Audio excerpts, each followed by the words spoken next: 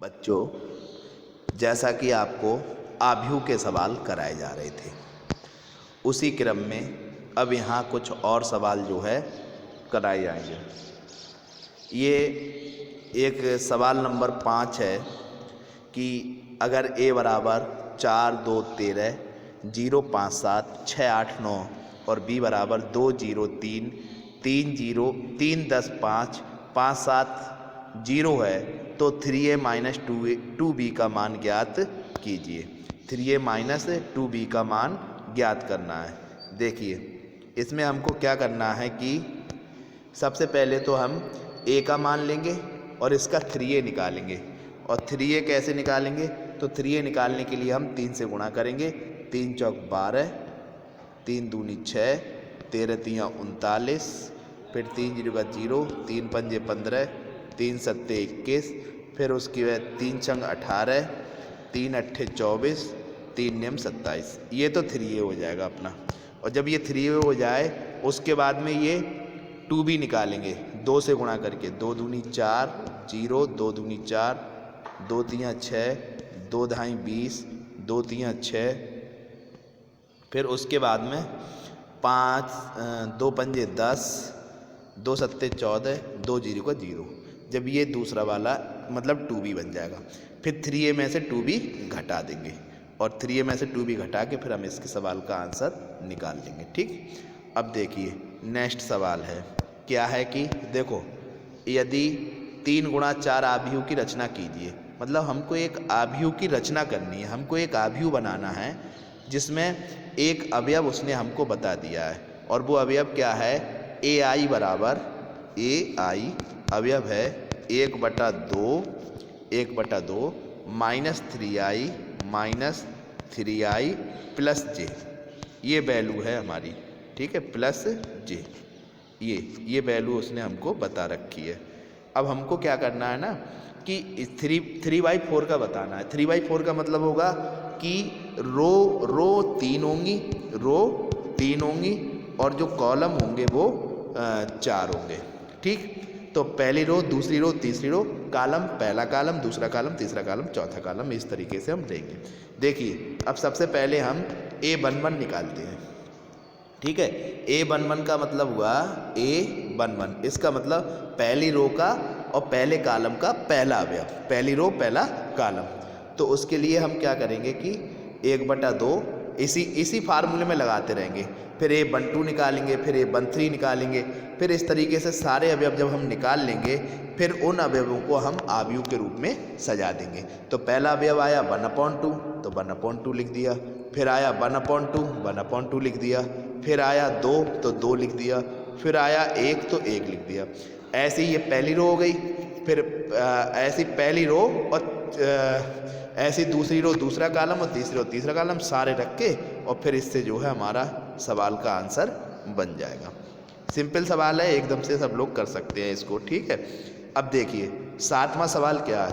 7वां सवाल है कि x प्लस वाई बराबर 2 1 1 2 है और 2x माइनस वाई बराबर 1 2 2 1 है। तो x का मान बताओ। देखो, हमने सबसे पहले x प्लस वाई का मान लिखा। देखिए ये लगातार 18 17 14 9 8 6 कितने, मतलब इम्पोर्टेंट क्वेश्चन है, ये इम्पोर्टेंट क्वेश्चन है। और 2x माइनस वाई है तो हम क्या करेंगे, जैसे समीकरणों को जोड़ते घटाते हैं, हमने जोड़ने पर y से y को काट दिया, ये 3x हो गए। ठीक है, और 3x बराबर ये दोनों जुड़ गए, 4 2 और 1 3, 1 और 2 3, सब 3 3 हो गए। जब हमने 3 से इसको डिवाइड किया तो सारे के सारी वैल्यूज़ 1 आ गई, तो x का मान 1 आ गया। और जब हमने ये x का मान हमें ज्ञात करना था, x का मान हमारा निकल आया, तो ये हमारा सॉल्व हो गया। हो सकता है वो हमसे y का मान पूछ लेता तो x की वैल्यू लगा के उस y में से घटा के उसको हम निकाल लेते। ठीक, अब देखिए अगला सवाल, x और y का मान ज्ञात कीजिए। कब?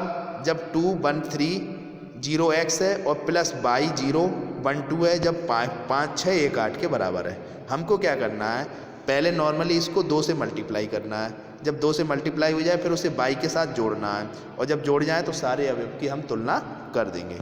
देखिए इस सवाल को हम इस तरीके से सॉल्व करेंगे।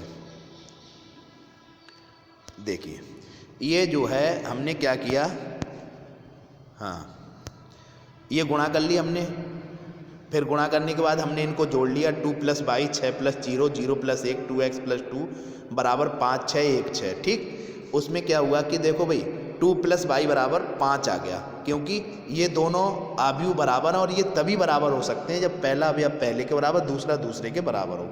तो y बराबर आ गया 5 - 2 यानी कि 3। y बराबर कितना आ गया 5 - 2 बराबर 3। ठीक, इसी तरीके से हमने क्या किया 2x + 2 को 8 के बराबर रख लिया। तो 2x + 2 को जब तुम 8 के बराबर रखोगे तो 2x बराबर 6 आ जाएगा और x बराबर 3 आ जाएगा। तो x का भी y आ गया, मान आ गया, और y का भी मान हमें प्राप्त हो जाएगा। अब देखिए नेक्स्ट सवाल है कि x + y बराबर 5209, x - y बराबर 3601। इस सवाल को आप अभी पिछले सवाल की तरह कर सकते हैं, मतलब इन दोनों को जोड़ने पे y से y कैंसिल हो जाएगा, x और x 2x हो जाएंगे, और इन दोनों को जोड़ोगे तो 5 और 3 8, 6 और 2 8, 0 और 9 में से 1 गया तो 8 बचेगा। फिर x बराबर 2 से डिवाइड कर दीजिए आप, तो 4 4 0 4 ये आ जाएगा। सिंपल सवाल है एकदम से, ये से आप हल कर लेंगे। ठीक है, और हाँ x का मान आ जाए तभी y का मान भी निकाल लेंगे। सवाल नंबर 10।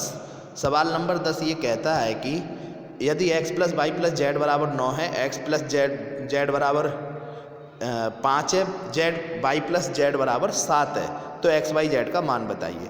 तो ये जो हमारे मान दिए हुए हैं इनको हमने 3 इक्वेशन के रूप में लिख दिया, x + y z बराबर 9, x + z बराबर 5 और y + z बराबर 7।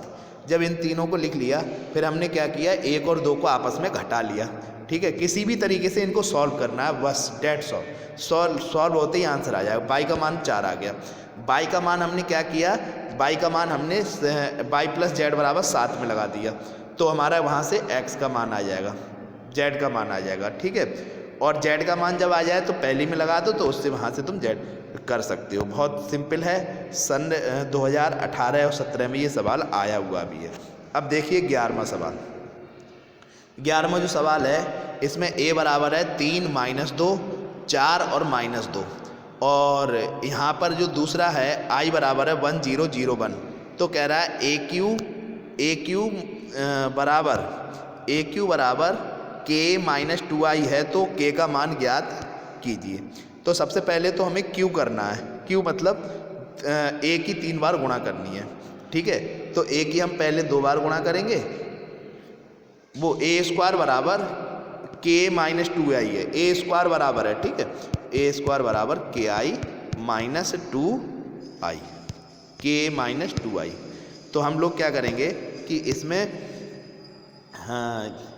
a² यानी इन दोनों को आपस में मल्टीप्लाई करेंगे, फिर k - 2i के बराबर है, इसका स्क्वायर कर लिया हमने, पहली रो पहला कॉलम, दूसरी रो दूसरा कॉलम, तीसरी रो दूसरा कॉलम, इस तरीके से हम इसको मल्टीप्लाई कर लेंगे। और इसको हम जो है k से गुणा करके, इधर 2 से गुणा करके, फिर इसको हम जोड़ लेंगे, और फिर ये जो है हमारा व्यंजक प्राप्त होगा। इनकी हम तुलना करेंगे तो 3k - 2 बराबर 1 प्राप्त होगा, और -2 के बराबर 2 प्राप्त होगा, जिससे k का मान 1 मिल जाएगा। 4 के बराबर 4 प्राप्त होगा, इसमें भी k का मान 1 मिल जाएगा। -2 के -2 बराबर -4 मिलेगा, और इससे भी k का मान 1 मिल जाएगा। जब k का मान 1 आ जाएगा तो यही हमारे सवाल का आंसर होगा। ठीक, तो ये आज मैंने आपको कुछ सवाल कराए हैं, अब आगे इसके सवाल और बाद में कराए।